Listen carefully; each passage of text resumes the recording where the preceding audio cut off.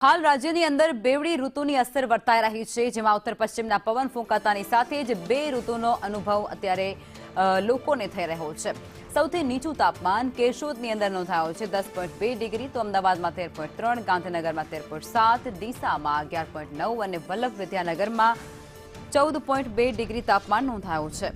વડોદરામાં 12.2, તો સુરતની અંદર 15.1 ડિગ્રી, દમણમાં 15 ડિગ્રી તાપમાન નોંધાયું છે, તો ભુજમાં 14.8, નલિયામાં 10.8 ડિગ્રી તાપમાન રહ્યું છે। કંડલા એરપોર્ટ પર 11.4, અમરેલીમાં 11.6, ભાવનગરમાં 14.6 અને દ્વારકામાં 17.8 ડિગ્રી તાપમાન।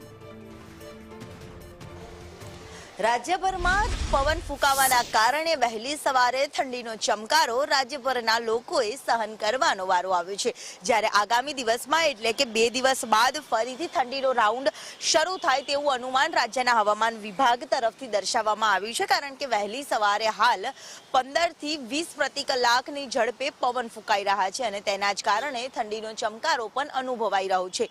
આ સાથે જ આવતીકાલથી સામાન્ય ઠંડીમાં પણ વધુ ઘટાડો થાય તેવી પણ સંભાવના છે, એટલે કે લઘુત્તમ તાપમાન છે જે 1 થી 2 ડિગ્રી વધી શકે છે, જ્યારે બપોર દરમિયાન બેવડી ઋતુનો અહેસાસ એટલા માટે થઈ રહ્યો છે કે ઉત્તર પૂર્વના પવનો ફૂંકાઈ રહ્યા છે અને જેના જ કારણે રાજ્યમાં 2 દિવસ બાદ વધુ એક ઠંડીનો ચમકારો એટલે કે વધુ એક ઠંડીનો રાઉન્ડ શરૂ થાય તેવી સંભાવનાઓ જોવા મળી રહી છે।